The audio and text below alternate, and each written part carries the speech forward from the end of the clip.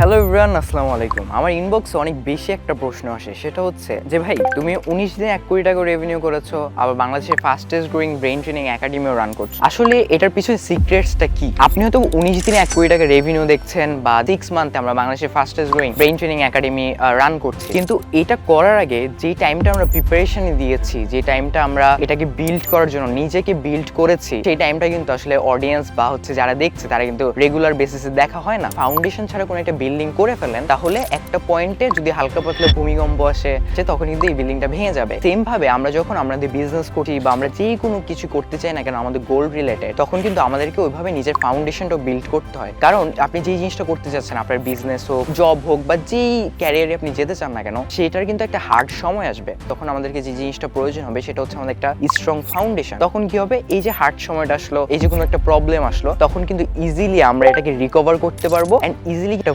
Success বা একটা achievement কিন্তু ক্রিয়েট করতে পারবো। সো আই হোপ আপনাদের এই লার্নিংটা খুবই ভালো লেগেছে। এরকম শর্ট শর্ট লার্নিং পেতে বা আরো অনেক কিছু জানতে আমার পেজটাকে ফলো করে রাখতে পারেন। আপনাদের সাথে আবারও দেখা হবে অন্য কোনো ভিডিওতে। ততক্ষণ ভালো থাকবেন, সুস্থ থাকবেন। আসসালামু আলাইকুম।